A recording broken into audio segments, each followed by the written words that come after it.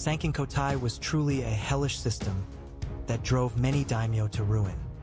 In some domains,参勤交代expenses exceeded half of the annual budget, constantly pushing their finances to the brink of bankruptcy. However, this system didn't just afflict the daimyo. It also entangled the shogunate, gradually eroding the entirety of Japan. In this documentary, we will explain why参勤交代drove the daimyo into poverty, what impact it had on commoners, and what legacy it left on Japanese history. Now, let's delve into its true nature. The main feature will also detail the mechanisms of financial collapse that resonate even today.参勤交代was an obligation imposed by the Edo shogunate on all daimyo, requiring them to journey between Edo and their domains once a year. This system was established by Tokugawa Ieyasu through the Byukushohado, laws for the military houses, and became the cornerstone of daimyo control. The objective was clear: to prevent rebellion by forcing daimyo to expend vast sums, thereby depleting their financial power. Furthermore, their wives and children were kept in Edo as hostages, binding the daimyo with a double chain. Most importantly, it gathered the daimyo in Edo, placing them under constant shogunate surveillance. The size of the procession was determined by the domain's kakadaka, rice yield. Large domains like the Kaga domain could have thousands of people. To maintain their dignity on the road, they spared no expense on splendid armaments, elaborate attire, and luxurious furnishings. This was about ostentation and status, and just as the shogunate intended, the daimyo competed to outspend each other.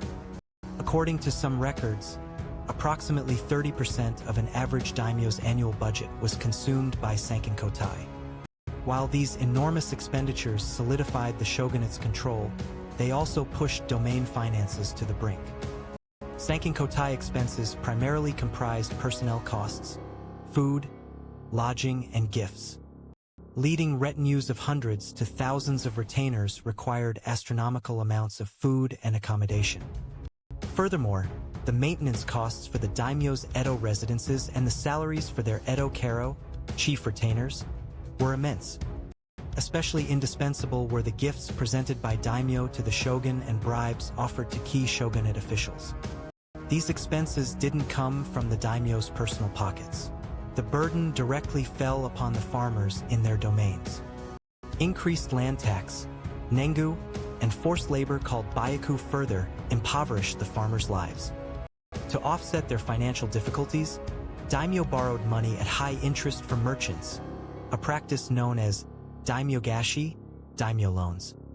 The Kaga domain, for instance, is said to have spent roughly 20,000 ryo annually on参勤交代, an amount equivalent to several billion yen today. This steadily diminished the daimyo's economic power, and just as the shogunate intended, the centralized system of control was strengthened. However, the financial collapse of the domains eventually circulated back to pressure the shogunate's own finances. Domain notes, hansatsu, were indiscriminately issued in various regions, plunging the monetary economy into extreme chaos. Economic disparities between domains also widened. On the other hand, along the参勤交代routes, post towns developed, and logistics became more active.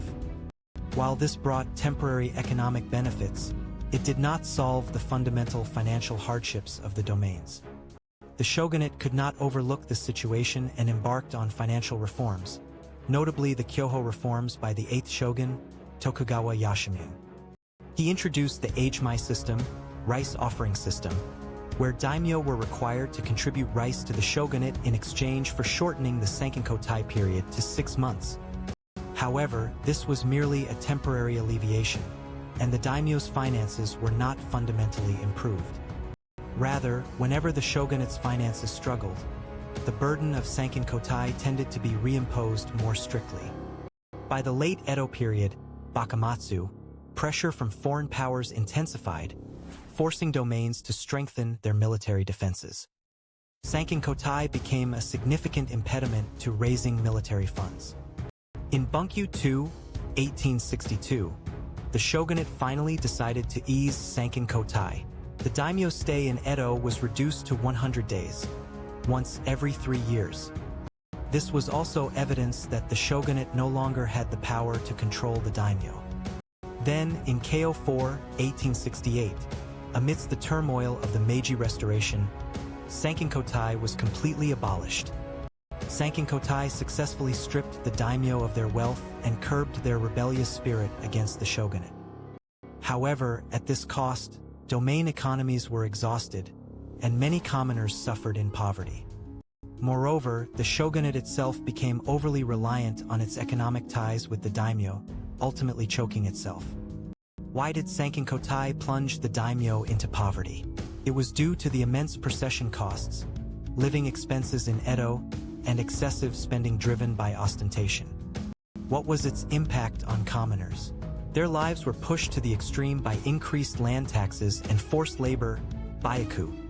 What legacy did this system leave on Japanese history? It established the shogunate's centralized control, distorted the economic structure, and became a distant cause of the impending Meiji Restoration. Behind the splendor of the daimyo processions, the shadow of financial ruin always loomed, hiding the suffering of many people. Sankinkotai supported the stability of the Edo period, yet it was also a system that left deep scars on Japanese society.